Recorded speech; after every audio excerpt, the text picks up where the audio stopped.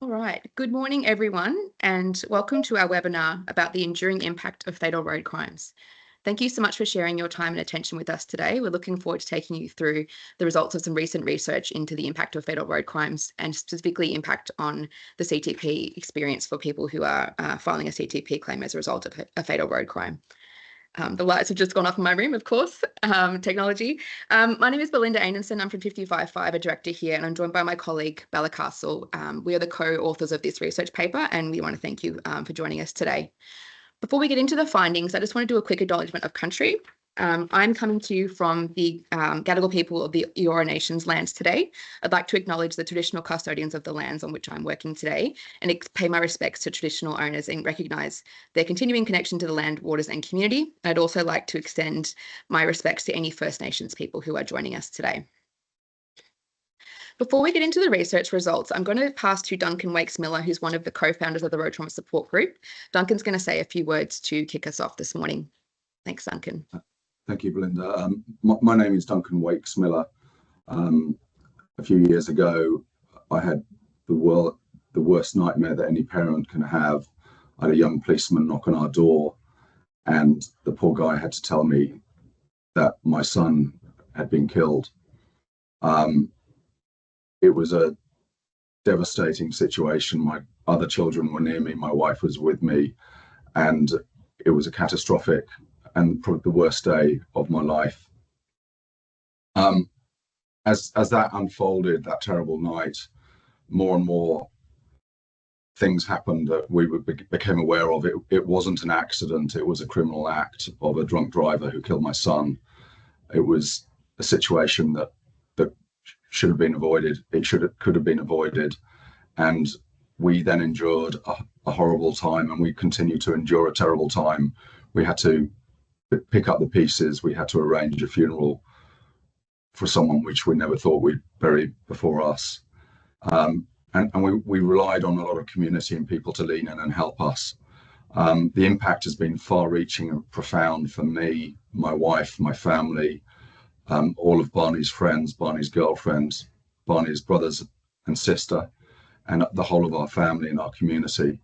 And our community helped us through with incredible perseverance, and they helped us through. What we found, though, is that the months after, we found ourselves fighting against a system that is really broken, a judicial system that ended up through an appeal process of 18 months, releasing the person who killed my son with a 12-month driving ban, despite breaking 5 laws that night and willfully doing so. And also an insurance process that we found just by chance, and we felt that we were fighting against a process that really wasn't set up for people who are going through the worst stage of their lives. We also found through some wonderful people, other families are going through the same torturous process and needless loss of a loved one, and have been going through this for a long period of time. And I was very fortunate to come across a few people in this situation, and we decided that we needed to make sure that this doesn't need to be the place or the space that other people have to endure in the same way that we have. So we helped form the Road Trauma Support Group a few years ago to help families who are going through this process, so no other families have to endure what we've gone through. And I think the key point here is, and a quote from Mahatma Gandhi, who said, be the change you want to be. We went through a terrible time. We go through this torture of missing my son Barney every day. He's the guy in the top middle row of this slide. But I also know pretty intimately the parents of all the other people in this slide as well, and there's many, many more. So we decided to be the change that we want to be, and we're not only going to bring our personal stories to the fore, but we also, and I was fortunate to work with 55.5 prior to this catastrophic event, to bring some evidence into play so that it's irrefutable what are the things that need to change. And there is a ton to change in so many areas. This focus today is going to be around the CTP program. This is not about bashing the insurance companies or CIRA for not doing the job. It's about us leaning in as people who've been impacted to be the change that we want to make happen, to make this a fairer system, to make this a better system, to make sure that there is no unnecessary re-traumatization, because currently the system is broken. And I implore everyone who's listening on this call to lean in, listen to this, but not just listen, but to take action, because it's everyone's responsibility to make this change happen. And from a father who's lost a son, I implore you to please help us. Back to you now, Belinda. Wonderful. Thank you for that introduction, Duncan. Before we move on, I just want to acknowledge that this is obviously a very difficult topic to hear about. Even just hearing Duncan's family's experience is awful in a lot of ways. So, and we know that road trauma from our research affects a lot of people in our community. So just want to point out that if anything that's discussed today is triggering for you or difficult for you to think about, and you'd like to speak to someone about it, we do have trained counsellors available on the RTSG helpline, the number there on the bottom corner of the screen. They're available to speak to anyone at any point in time if you'd like to debrief on anything that you hear today or discuss anything that comes up for you today. We want to make sure we don't leave anyone sort of bummed out or affected by the results of the research today, so do reach out if you need support. And I will mention that although the topic that we're discussing is obviously very heavy and very difficult, we hope by the end of the presentation you come away feeling a bit inspired about some of the things you could do in your individual roles that are going to make a difference to help people like Duncan and any other co-founders who are going through a total nightmare in their lives. There'll be small things that you can do individually to help make that experience not quite as bad as it is currently. So hopefully you feel a little bit inspired by the end of the session. I'll just cover off briefly what we're going to cover in today's session. So we've got an hour today together. I'm just going to spend a few minutes briefly at the start, just introducing you to the research, our brief, our objectives, how we went about conducting this research so that you understand how we came to find the results that we're presenting to you today. I'll then spend a few minutes talking about the impact of road trauma on our community in New South Wales. So things like the size and scale of the issue and how it's actually increasing. The problem is increasing in our community. And then I'll pass to my colleague Bella, who's on the line. She'll talk us through the lived experience of criminal road trauma. So things like the human impacts. What does it actually mean? How does it actually affect people's lives when they experience the death of someone to a fatal road crime? And she'll also talk to us about the CTP experience specifically. That's going to be the focus of this session, is just understanding what the experience is like for families who navigate CTP once they've lost a loved one to a fatal road crime. I'll jump in towards the back of that section as well to flesh out some of the final points. And then we'll finish with some considerations, 5 ideas or suggestions for how we can improve the CTP process for families in this situation. We do have time for Q&A towards the end, so please feel free to use the Q&A box to pose a question to us, and we'd be happy to address that either live, or if we run out of time, we're happy to address questions individually after the session as well. So please do feel free to put through any questions that come up as we go through. Before we get into the results, I just want to acknowledge that Bella and I and the other researchers on this project, we haven't experienced personally the impact of road trauma. And that means a couple of things. It means that we are independent from this experience and bring an unbiased perspective to it. But it also means that we could not have done this research without the contribution of those who have experienced road trauma. The research findings that we're talking to you about today are totally based on stories of people who've shared with us that we don't have those experiences ourselves. So we're very grateful for everyone who contributed to this research. We know that sharing intimate details of the worst experience of your life is incredibly difficult. It takes courage, and we just want to acknowledge and thank everyone who did the research with us. We couldn't have done it without them. And it is our sincere hope that by sharing their stories in forums like this today, that we do continue to shine a light on the current experience and what is needed to create positive change, reduce traumatization of families who are already significantly traumatized by this horrible experience. Okay, just briefly introduction to the research. So as Duncan touched on, a couple of years ago, he and other families affected by fatal road crimes came together to create the Road Trauma Support Group. And they knew quite sincerely that the current system, as Duncan mentioned, is broken. The systems and processes that people go through when they lose a loved one to a fatal road crime are just not fit for purpose, and they cause additional trauma. They re-traumatize people, cause secondary traumatization, and it's not right. So the group came to us and said, can you please do some research to help us demonstrate, create an evidence base that supports our experience, that highlights highlights where all the problems are and the things that need to change. So we were tasked with conducting, obviously a very difficult project, but quite exciting in the sense that we've done the first and only research of this kind in Australia. So we're really privileged and proud to be part of this work. We've so far done 2 large-scale projects that illuminate the reality of the experience of losing a loved one to a fatal road crime, and we've written 2 research reports. The covers there you can see on the screen. The most recent one has just come out, actually, so encourage everyone to have a look at that one when it's available.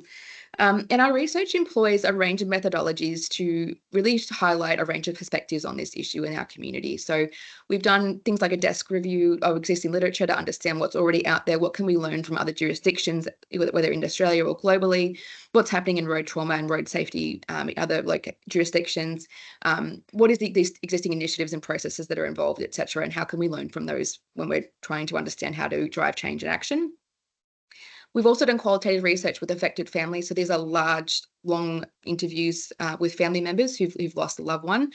So quite an intimate, in-depth exploration of what it's like to lose a loved one and the systems and processes that people go through following that death. We've done quantitative research as well. So we'll talk to you about some stats in just a minute that sizes the impact of fatal road crimes on our community at different levels.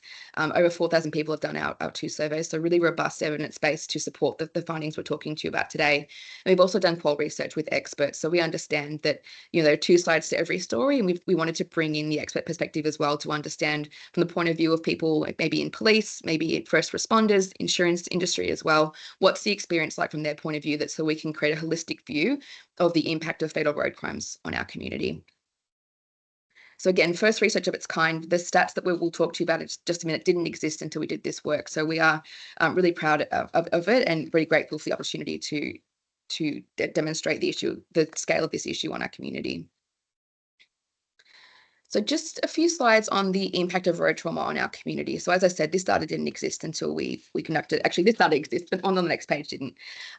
This is just showing us the number of deaths on our roads in Australia each year since 1970. And you can see quite clearly that there's a pretty straight line down over the last sort of 30, 40 years. Over the last couple of decades, we have made significant progress in reducing the number of deaths on our road from nearly 4,000 a year to down to about 1,000 in 2020. But in the last 3 years and 2024 as well is on the same track, we're seeing that trend reverse. We're seeing the number of people dying on our roads is heading in an upwards trajectory, which as a road user myself, I find really confronting. I think this is quite scary. What we can see is that over the years since the 70s, we've had things like random breath tests, seat belts, our vehicles are safer than ever before, our roads are safer than ever before with infrastructure, etc. And that's contributed to a significant number of fewer deaths on our roads, but now we're seeing an increase, and we attribute that to a mindset, a lackadaisical attitude towards road safety, things like speeding's not a very big deal. I can have a few drinks and drive, that's okay. I'm not really responsible for other road users, etc. This mindset about being lax on the roads, we think is contributing to this increase because vehicles and roads that have been safer, but it's our mindset that's contributing to this increase in deaths on our roads. So these stats themselves are really confronting. Since 2020, this is the first time that we've had 3 years in a row consistently of the road toll increasing since 2070. So sorry, 1970. So this is a really significant and drastic issue that is getting worse. It's not getting better. We need to take more action to reduce the road toll. And behind the road toll, we talk about the road toll, which is a very kind of sterile term, but behind the road toll is an entire family and community left grieving with every one of those deaths. The term toll and the number on the screen here doesn't do it justice. There are far more people who are affected by road fatalities than this data suggests. And I'll just show you some of those numbers here. So this is the first time these numbers have existed when we did our research. So I'll just take you through the layers of the funnel, so to speak. So if we look at the New South Wales community, there's 6.5 million New South Welshmen aged 18 plus. So that's our kind of pool of people. When we look at how many of those people have ever lost someone that they knew on a result of a road crash, we get to 1.47 million people. So 22% of our community have lost someone they know on our roads, which when we first saw this number was just really confronting, much more widespread than we expected. Then we now narrow down further into criminal road trauma. So this is people who know someone who's been killed on our roads because someone else broke the law. That's 4.4% of our community, nearly 300,000 people, which again, these numbers are just quite confronting. And we'll narrow that even down further to people who've lost someone on our roads because someone else broke the law and they were a close family member or friend. We get to 177,000 people in our community, 2.7%. And these numbers, I'm not sure whether they sound big or large to you, but I will say every single time we present this research in a forum like this, we get people coming up to us afterwards or contacting us afterwards and saying, I'm one of those people. Thank you so much for the work that you're doing. It's great to see that we're addressing this issue. This is far more widespread than the road toll numbers suggest. It's a significant issue in our community, and unfortunately, it's getting worse. If we look at the change since 2022, we can see that the number of people affected by road crashes, just road crashes in general, is up nearly 11%, which is hugely confronting. The number of people who've experienced criminal road trauma, so someone they know was killed by someone else on the roads, is up nearly 12%. And then the same with the proportion you've lost a close friend or family member there, that's up significantly as well. So in line with what I showed you just a minute ago, where the road toll is heading up consistently, unlike anything we've seen since 1970, in line with that is an ever larger pool of people who are left grieving, whose lives are completely fundamentally changed by this issue. And it means for the people on this call, it means the volume of people coming through CTP is on the rise. And it really underscores the need for systems and processes and a scheme that actually helps people, supports people, and doesn't cause extra traumatization, which is what the system currently does, which we'll go into in more detail. So I just think the point to take away here is this is a significant issue. It's a growing issue. We need to make sure we're supporting people who are going through this experience because it's the worst experience you could imagine. And it's currently, the actual post-crash experience could be a lot better than it currently is. And we'll talk to you about some ideas for how to improve that. I'm going to hand to my colleague Bella now to take us through the lived experience of criminal road trauma.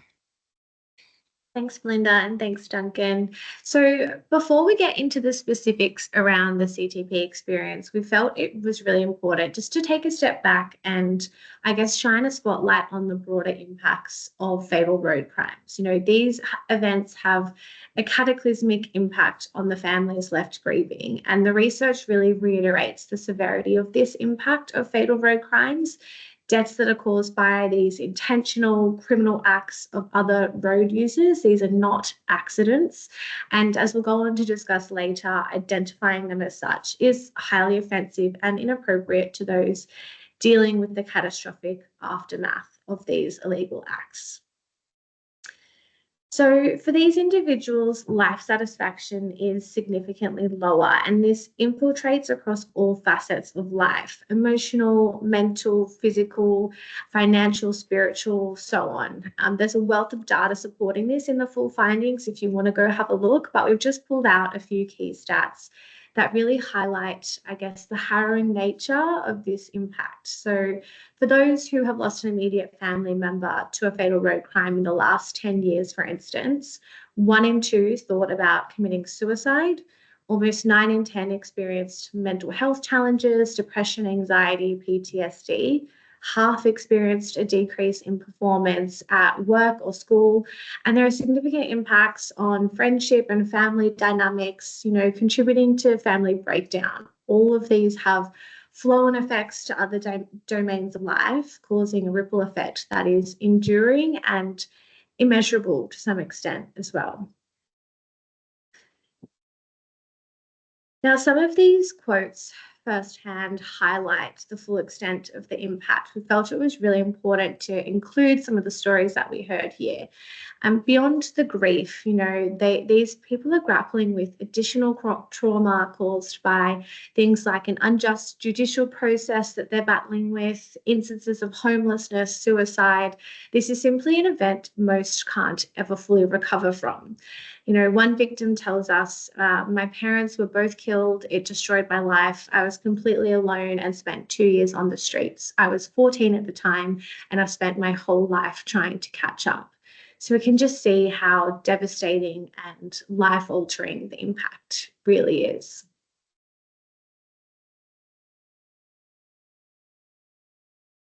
So where does CTP come into all of this? Across the 2023 and 2024 research studies, the CTP experience was identified as a particularly challenging and traumatizing part of this lived experience of fatal road crimes. Now, again, there is much more detail in the full report, but today we're going to summarize some of these key pain points, limitations, and elements that are causing re-traumatization for those navigating the death of a loved one due to a fatal road crime. Again, just put in a quote here that really brings to life the pain and the suffering that we heard, you know, a sense that the process is ineffective, outdated, and just frankly cruel to those undergoing a traumatic event.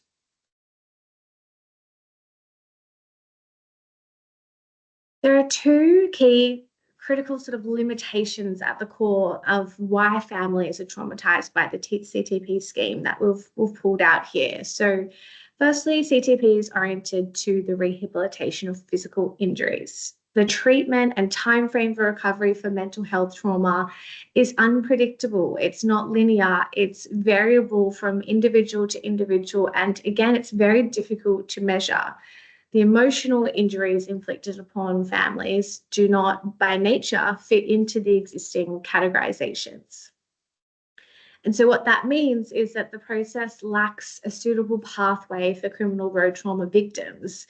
CTP claims involving fatal road crimes are treated in a generalized manner, like any other road traffic incident, when they are more akin to murder given the criminality of these acts.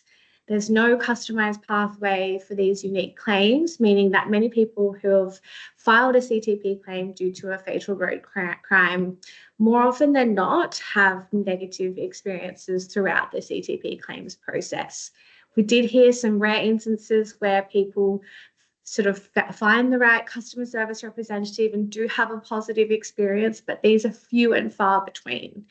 The actions and expectations of insurers and the support provided at an overall level really need to reflect the unique nature of these claims.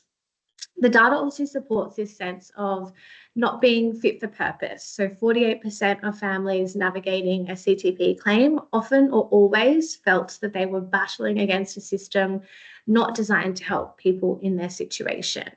So Belinda and I are going to take you through some of these key areas that need attention and optimization. Language is a critical factor, and this has a profoundly damaging effect on families. It is entirely incongruent with fatal road crimes as it stands today, causing repetitive stress, ongoing trauma, by labeling these intentional crimes as accidents. Yet we know that from the initial claim form, descriptions refer to motor accident injury, and this is repeatedly used at every point in the CTP process. Insurer call centre staff and claims managers often refer to the accident in discussions with family, which is incredibly offensive and really just creates these opportunities for ongoing re-traumatization.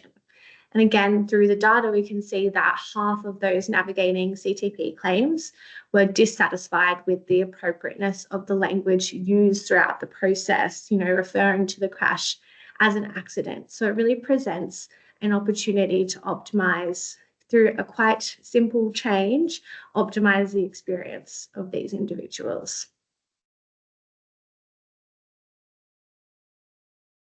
As we've alluded to already, fatal road crimes are highly unique and they really do need to be treated as such.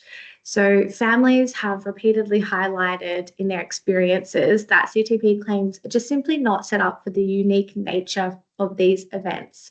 So again, claims relating to fatal road crimes are treated the same as physical injuries. For instance, we heard of family members receiving phone calls, checking in on how they were doing since the injury, which, as you can imagine, is highly traumatizing at a time of such emotional distress.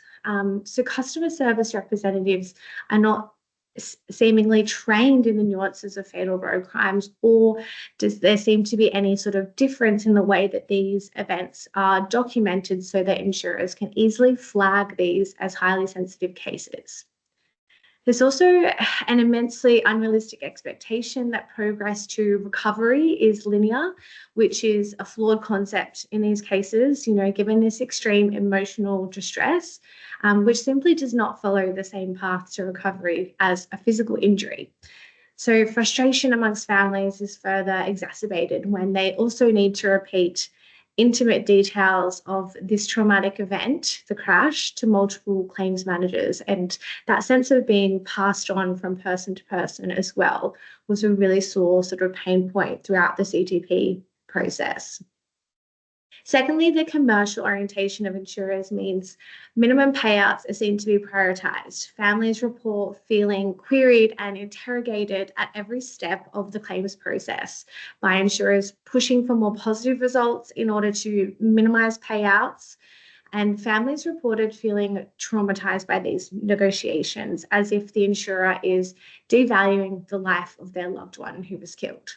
The quote here on this page highlights this as one of many instances where family feel this deep sense of fighting tooth and nail for every cent, when in reality it doesn't come close to covering the long-term loss of income and broader non-tangible impact of these traumatic events.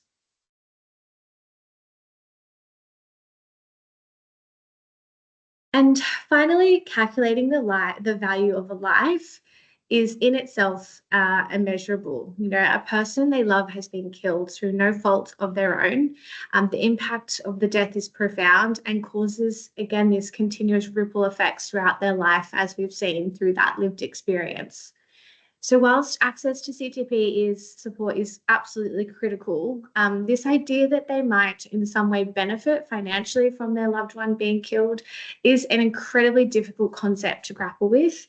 It is a complex and impossible situation, and this is compounded by the fact that in pursuit of lump sum damages, the process often involves, legal teams arguing over the amount the loss is worth. Calculating the value of a life is offensive, impossible, it's inadequate. Yet these payments are an essential lifeline to ensure families don't fall through the cracks, which, as we've seen, happens all too often.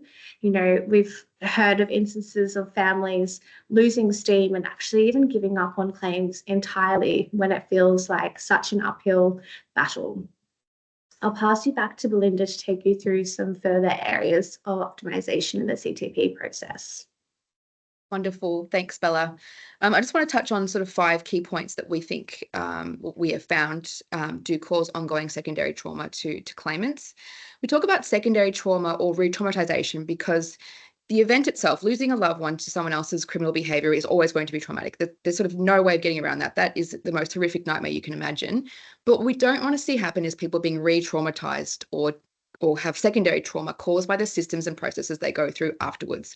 We should be setting up systems and processes that support people, that alleviate some of their pain, not contribute to ongoing pain, trauma, and make things actually worse than they already are. So that's our focus here, is things that we can do as an industry that will alleviate some of that secondary trauma, avoid re-traumatizing people when they've already been through the most traumatic experience you can imagine. Bella's touched on some of these just briefly now, but I want to just flesh out a few of them in a bit more detail because they are incredibly important. The first one is around the deadline to submit a CTP claim. So when we first did our research last year or 2 years ago, there was a 28-day deadline to submit your initial claim, which for people going through this sort of preventable, senseless, unexpected loss, the first 28 days are an absolute blur. No one is thinking about filing an insurance claim when they're navigating unfathomable grief as a result of someone else breaking the law and killing their loved one. So the deadline is now 90 days, which is certainly better, but still insufficient given the current state of the process. So the process currently requires people to be aware of CTP, to know about their rights and what they can receive, and file the claim themselves. There's no requirement for the industry to make contact or the insurers to make contact with people affected. It has to come from them themselves. So 90 days is not a lot of time for someone who doesn't know about CTP, doesn't know that they're eligible. And even if they do, to find the time, energy, and headspace to file that initial claim, 90 days is still not a lot of time when you're going through this sort of experience. There's a quote there: people aren't thinking about insurance. They don't have the headspace to fill in forms. There's the funeral, making sure everyone's okay, balancing finances, and you're only experiencing the very tip of the iceberg of grief. If there was no deadline, it would remove so much pressure. This is not the right time for people to be thrust into a new insurance system, learning a new language, learning a new process, how CTP works, what the forms all mean, etc. And they're doing it on their own as well. We need to remember that people aren't supported as they navigate this process. So it is a lot of burden to put on someone in those first couple of months after losing a loved one in this circumstance. And the pressure to prioritise an insurance claim where they're trying to just cope day to day creates secondary trauma. That deadline in itself is not helpful. It's creating additional trauma. So if we could remove that deadline, we'd free up a lot of headspace and a mental energy for people who have got far more important things to think about than filing an insurance claim.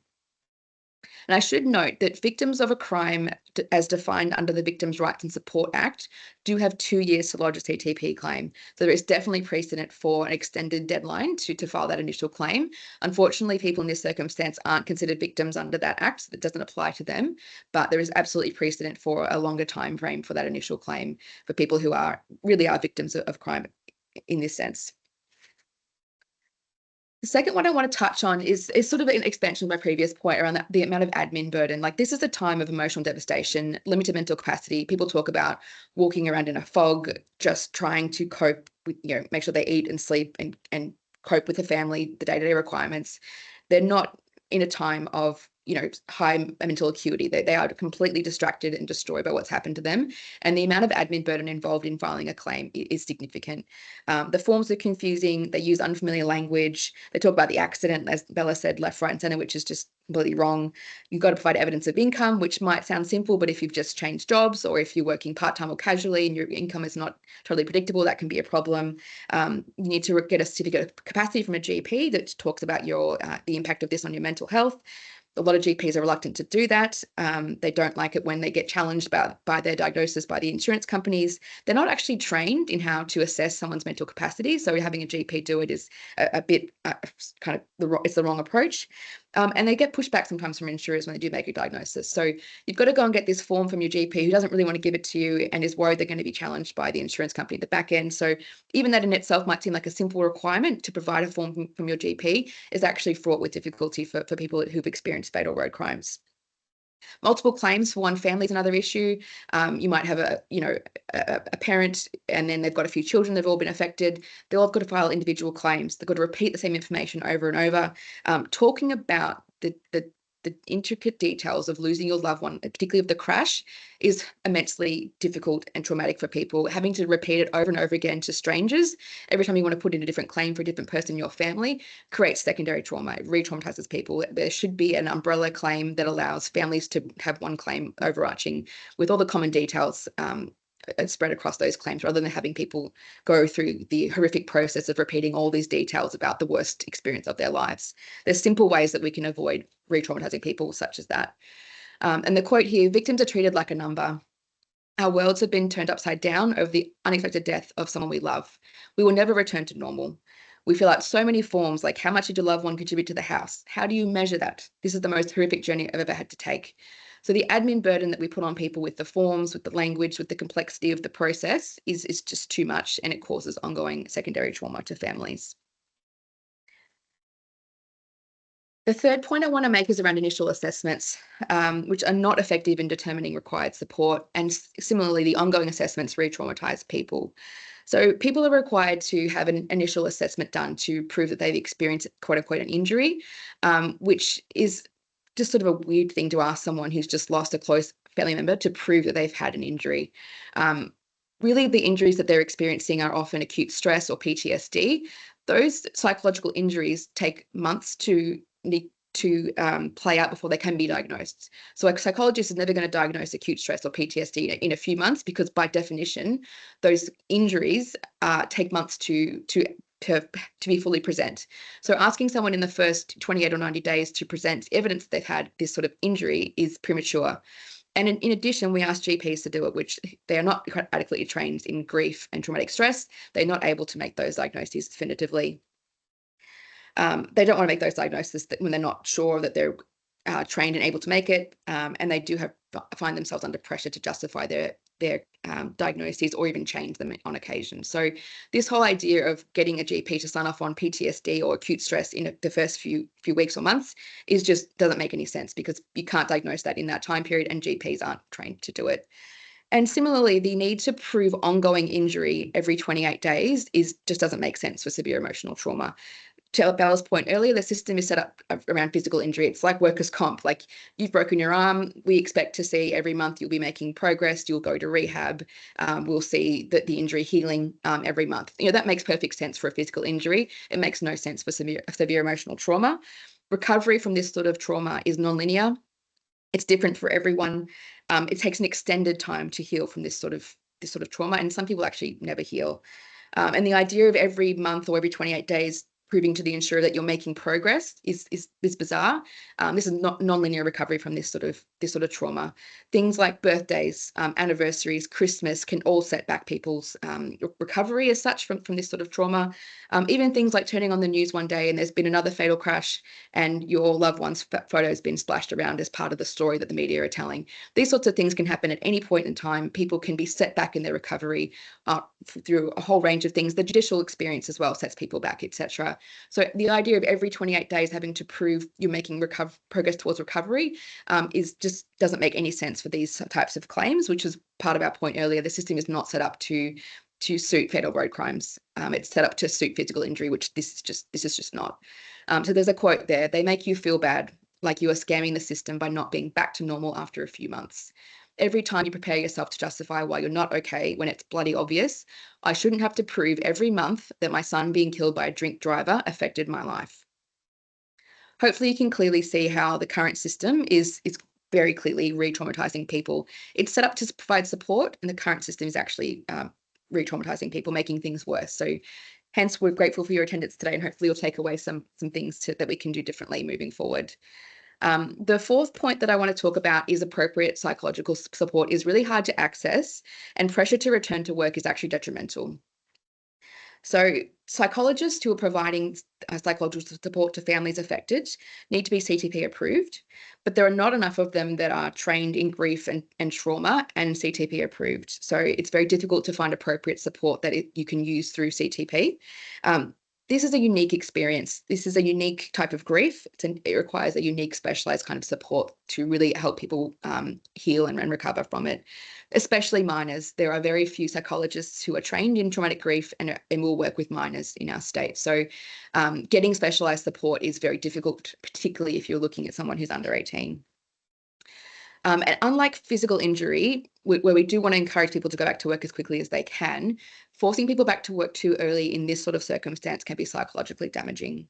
There's a few reasons for that. Employers and colleagues are generally not sort of trained or understand how to support someone who's lost a close loved one in a fatal crime like this.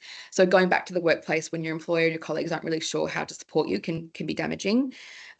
Often people talk about how their mental capacity is a bit lower than it was before the crash, particularly in those early years, which means they go back to work and they're not doing their job to the level they did before because they're in a bit of a fog. They're still recovering from psychological trauma. So they go back to work and they're not quite where they used to be, which can create issues in the workplace. They might prefer to work reduced hours because they're still recovering, still looking after their mental, emotional health, etc. But the employer might say no to that. There is pressure to make their current role work as much as possible because the last thing they want to do is start job hunting for a new role. So they already feel pressured to make the current job work, but being pressured back too early is just compounds the stress. The employer might say, I need to know what hours you're going to work and when, and might not be flexible in letting them, again, reduce their hours or pick and choose when they work, depending on how they're feeling day by day. And you can understand how that wouldn't work for an employer, but it just creates additional stress for people undergoing this horrific experience. And so they find themselves pressured to commit to returning to work before they're ready. And then what we've also heard is people who have returned to work, maybe they had no choice. Maybe they were now the sole income earner in the household. They will be homeless without going back to work. That can be used against them when it comes to the CTP claim. The insurer will use that evidence that they've gone back to work as evidence that they've actually healed or recovered from their injury, and therefore payouts will be lower. So there's a whole range of issues around pushing people to go back to work too early. It's not right for them personally and psychologically, and it can actually create situations where they get reduced support from CTP because of it. So very much different from a physical injury where encouraging people to go back to normal life is part of it. This is a very, very different experience, and we can't treat it the same as physical injury. So the quote here around counselling, we had to source the counsellors ourselves. Luckily, we found someone who doesn't normally take kids, but my son was 16 and they felt desperately sorry, so they took him on. they have to be CTP accredited, so limited options available. So to my point about counselling, we need to expand the range of counsellors who are trained in traumatic grief and traumatic stress and are CTP approved, because people aren't getting the right support that they need, and getting the wrong psychological support again creates additional trauma and sets back healing. So we've got to fix this issue around support availability. And just the fifth point here, before I go to sort of our conclusions or summary, is just around the lack of appropriate training for insurers. And Bella touched on this before, and just want to reiterate, we don't mean to say this to this group to tell the insurers how awful you're doing things, but there is no specialized training for insurers in the nuances of emotional trauma. Bella gave examples of, the customer service rep giving you a call and saying, "Oh, g'day, how's it going?" in a perky sort of way, not realizing they're speaking to someone who has lost a loved one, thinking they're speaking to someone who's broken their ankle. So we need to fix the training. The recovery expectations we've talked about, this is not a linear recovery. This is not a 28 days, we'll see progress sort of thing. We need to change how we expect people to recover. And multiple claim managers ideally would be eliminated for these types of claims. One person who knows the story, knows what's happened, don't require people to repeat the intricate details of the worst experience of their life over and over. One claims manager to look after their whole claims experience. All of these things are setting back people's recovery. The system is designed to help people recover, and it's currently setting back recovery, which is why there's a lot of things that need to change, primarily treating these claims different from regular crashes on the roads. So they talk about, you get 1 million pieces of paper handed to you to read, click this and that link. It's too hard to understand, and it's facing the reality every single moment that your loved one is gone. You'd give anything not to be burdened by trying to work out the steps of a system that was supposed to help you, but does nothing but mostly hurt you. So there's quite a lot of things, as we've discussed today, that are currently not quite right, but we do think that there are some things that can be done to improve the situation. I'll just briefly talk about the experience for minors and before going into our recommendations for improvement. Essentially, all of the things we just discussed are even worse for minors. Children under 18 are still developing emotionally and mentally, and their mental and emotional maturity means that they are even more vulnerable to a negative or traumatic experience with CTP. They have more acute support needs, which if we don't address when they're young, are just going to have a lifelong impact. They need unique, specialized pediatric support. Otherwise, the ripple effects of grief are going to totally change and affect their schooling outcomes, which could affect maybe going to uni or what they end up doing for work in the future. It can affect their social circles and relationships, can lead to relationship breakdowns, and it can affect their immediate but also long-term psychological and emotional health, impacting their behaviors, their values, their mindsets, the way they see the world. Like, this is a profound, all-encompassing impact for anyone, but particularly for minors, which means that when children are going through the process of CTP, they need specific provisions to safeguard their rights and interests. So we've heard stories where minors have gone through the process and been really traumatized by things like hearing horrific details of the crash that killed their loved one. It could be their parent, it could be their sibling. Hearing really horrific details of that death is very traumatic.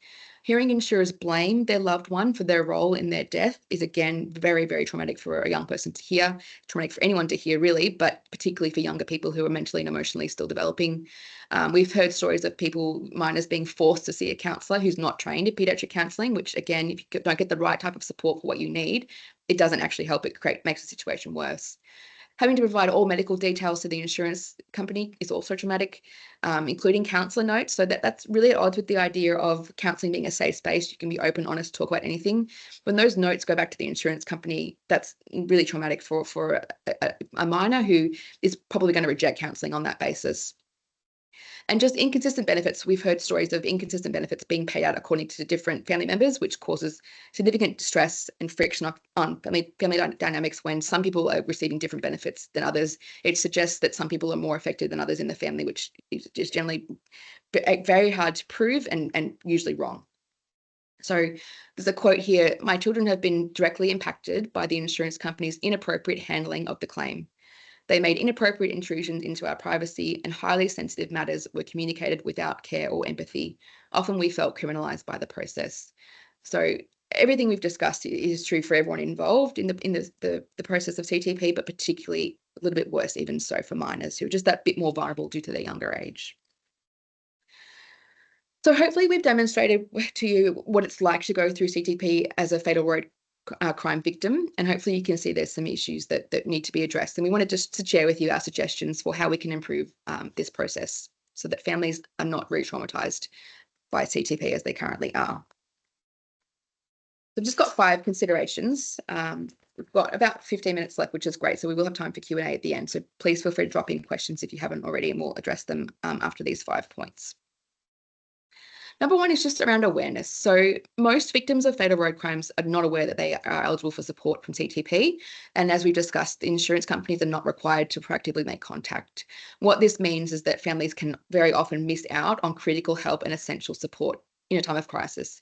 Families often talk about how they were not able to go back to work immediately. They're dealing with profound grief, extreme trauma. They're not prioritizing go back to work. They're prioritizing getting by day to day. So the CTP support that's offered provides a critical lifeline. It's essential to help people get through this crisis. But when you don't know that it exists and no one is telling you, no one's helping you, a lot of families are missing out. So we do see a clear need to implement a proactive approach that does require the insurance company or CIRA to contact victims of fatal road crimes. This is something that's done in the UK, as for example. So there is precedent where the insurance companies are required to reach out to make people aware that they are available, the support is available as early as possible, and support them to file that initial claim, work and help them understand the process, what evidence they're going to need to provide, what to expect in the days, weeks and months as the claim unfolds, because people are currently coming into it totally blind, and navigating this whole new process in this time of profound grief is just pretty much impossible. So if we do want the system to help people, we've got to help people use it and help them navigate it if we really want it to make a difference in people's lives. The second point is around lack of specificity. So this is something that Bella mentioned earlier. The current scheme does not differentiate or account for the needs of fatal road crime victims versus general road accidents, road crashes, which have physical injuries. And there's very clear evidence, I think we've discussed this quite a bit today, for a customised approach. So these claims should be going into a separate pathway. They should be triaged. They should not be sent through the generic insurer's claim pathway where they're treated like a physical injury. They need to be treated differently because they are different.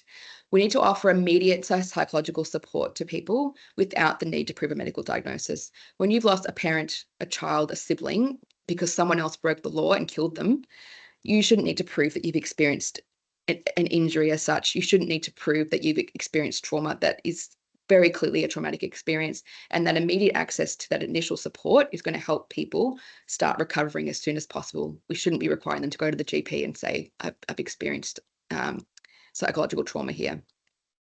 We need to change the language and terminology that we use.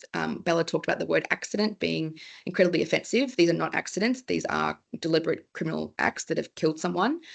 So whether it's in the forms, in the legislation, just even in the way that our insurance companies teams speak to people, that the customer service reps speak to people, that word accident has to be eliminated. It is the worst thing you can say to a family who've lost someone in this circumstance. And building on that, we need specific training and support for our insurance teams. These are not normal claims as such. These are not physical injury claims. We need specific training and support for the unique circumstances of traumatic grief and psychological trauma. Single point of contact throughout the whole process would be ideal. And eligibility definitions being a bit broader. Currently, we're hearing stories of people who aren't eligible for support because maybe it was their girlfriend or boyfriend, they weren't living together. Maybe it was their grandmother, whatever it might be, that today's families, nuclear families, don't really exist anymore in Australia. We live in multi-generational households. We need to expand the eligibility definition so that people who are drastically, catastrophically affected by these events are able to receive the support they desperately need to move forward with their lives. Third one is around injury definitions. So we talked about how the system is set up to categorise physical injury and therefore tailor the amount of claims accordingly. This is not a physical injury. The system does not take into account the immense psychological and emotional impacts of fatal road crimes. So there are 3 points to make around this. There is really no nuanced degree of injury here. This is not like, is it a fracture? Is it a full break? There is no nuance around the degree of injury. So there shouldn't be this classification between threshold and non-threshold injuries. These are non-threshold injuries, just they should automatically be classified that way. Families should not be asked to prove or justify their grief to make sure that they receive the higher injury categorization. The loss is profound, it's traumatic, and some people never recover from it. Like that's the facts. We shouldn't be trying to determine the nuance of degree of injury here. It just doesn't make sense. Similarly, for damages claims and non-economic loss, there should not be a requirement to satisfy the 10% threshold for injury. How do you even determine that when it's a psychological injury? How do you prove that the loss of your child or your parent or your spouse has caused more than 10% injury to you? It just doesn't make sense when we're talking about psychological and emotional injuries. So instead of having people try and prove a degree of loss, we should be using a set amount of entitlements when there is a death involved. And last point on contributory negligence should not apply for fatal road crimes. It doesn't make any sense. Contributory negligence is designed to reduce benefits to people who've contributed to their own claim, essentially. In these instances, the families left behind did not contribute to the death of their loved one. It does not make any sense to penalise families for whatever happened in the crash circumstances. They did not contribute to their own quote-unquote injury, so we should not be applying contributory negligence here. It does not make any sense. We need to change how we approach that. Fourth point is around claim lodgement. As we've discussed, the current process is onerous to complete, and there are overly strict eligibility criteria, which mean that some people who desperately need support are missing out. So that lodgement process can be corrected to better reflect the nature of these particular crimes or circumstances. The 90-day deadline, we've talked about adjusting that to allow more time and headspace for people to file that initial claim. A family claim or umbrella document that eliminates multiple repetitive claims for the same case. So what we mean here is like an overarching claim that has all the details that are going to be common across individual claims. So if it's a family, for example, one umbrella claim that talks about the nature of the crash, what happened, the loved one, etc. And then you just have other kind of subclaims that ladder up into that umbrella claim, so that we're not having, for example, a parent filing 4 or 5 claims and having to repeat the same information over and over again, traumatizing them by making them repeat all the details of the worst experience they've ever had. And then the other point is around GPs. So there's a need for education and support of GPs to help them make more appropriate diagnoses that reflect the nature of this kind of trauma. That might sound like a really big ask, and in which case we would suggest instead of that, we remove the need for evidence to support that people have experienced traumatic grief when they've lost a family member. The idea that we ask someone to prove their loss when they've lost a close loved one, a spouse, a child, a parent, doesn't make any sense. We should be automatically classifying these people as experiencing trauma and grief, and therefore they don't need to provide evidence that they've been impacted by the loss of their family member. And just the fifth and last point before we open up for questions is around the ongoing claims process. So the process, in summary, places a really heavy burden on victims. It doesn't adequately or appropriately provide a holistic view of their needs, and it causes ongoing trauma, as we've discussed quite a bit today. So a few things we can do to eliminate that burden and trauma: removing the need for medical assessments every 28 days. We should not be expecting people to make recovery or progress towards recovery every month in this circumstance. It is a non-linear recovery. It takes years if people even recover from it at all. So this idea of every month you'll prove you've made progress, it just doesn't make any sense in this circumstance. We need greater engagement with specialised medical professionals who provide specialised support, people who are trained in traumatic grief, emotional distress, acute stress, PTSD. These are not general psychologists that can deal with these circumstances or provide support in these instances. We need specialised help from specialised professionals. We need more of them in the system to provide support to people. We should create a tailored set of metrics and assessment criteria that more accurately reflects the nature of these injuries. So this is not, again, a checklist of, are you going to rehab? Is your broken bone healing? Like, this is a different circumstance. It needs tailored metrics and criteria to assess people's recovery that actually reflects the nature of this grief and trauma. Improved access to face-to-face specialist help would also be greatly helpful, in line with my comment about specialised professionals. And the last point to make is it should not be acceptable for insurers to harass the victims, the families, or medical professionals. We have heard time and again stories of families who've been harassed by insurance companies. They feel bullied. They feel like they're being harassed to prove they're making progress towards recovery. They feel like they're being blamed for taking money as a result of their loved one's death. Medical professionals being bullied into changing their diagnoses, etc. This sort of thing has to stop.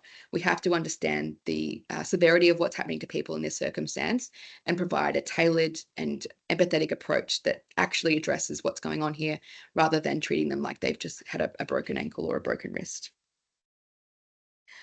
So I appreciate that we've said a lot about the problems with the system, but really appreciate your attendance and listening today. And I hope that we've given you some ideas for things that you can do in your roles that are going to make a significant difference to people who are undergoing significant trauma through no fault of their own.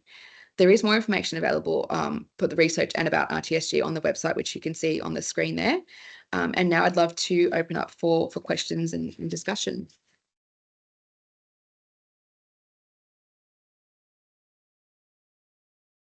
Look at the Q&A. I'm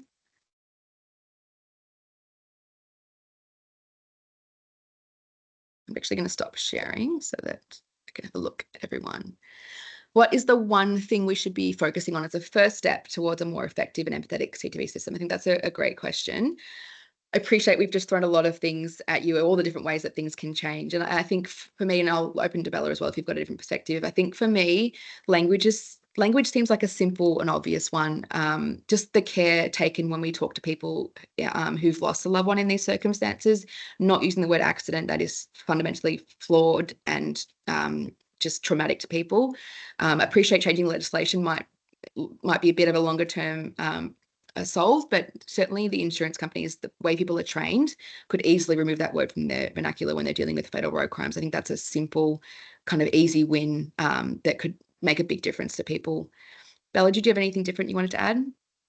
I agree. I think it's, potentially seemingly a quick win around the use of language. And I noted, Nadine, your comment there around New South Wales Police Force removing the word accident from all policing terminology, which is fantastic to hear. And obviously there's precedent for implementing these kinds of amendments. I think also, I guess, just overarchingly, it's this lack of specificity, not being fit for purpose is a really key challenge. Obviously, there are multiple components to this, though. So language is one. I think also the injury definitions are another really big one. So this need for automatic classification in these events where there should be a set amount of entitlements and an assumption of grief and loss as an opportunity to bypass these other administrative burdens, that are relevant for lesser road crashes, but just simply not relevant in these cases. Great point. Thanks. I'm not sure if Duncan, if you have anything to add as well.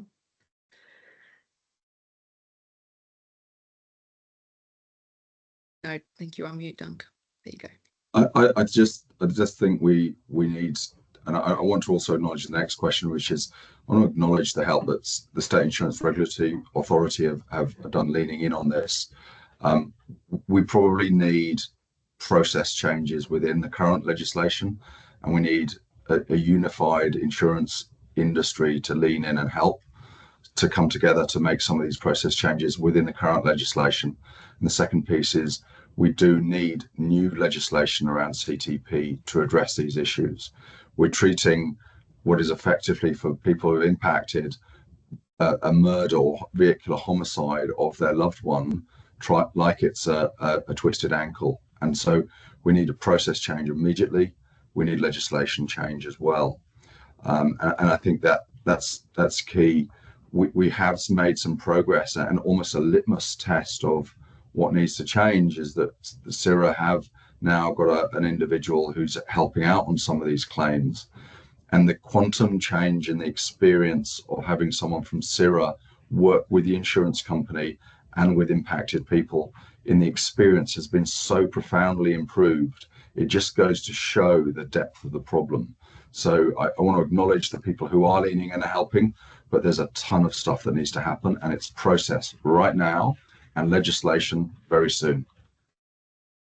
I think that's a great point to finish on, Duncan. I think you've summarised that really nicely, and we are pretty much bang on time. So I'll let everyone go after their lunch break. I just want to reiterate, I appreciate we highlight a lot of problems with the system today, but really hope that you've taken away some clear ideas for things that you can do in your roles now and maybe longer term that can help alleviate some of the trauma that these people are experiencing as they go through CTP.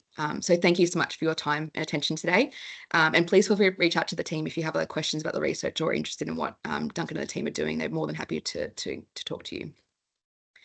Thanks, everyone. Thank you.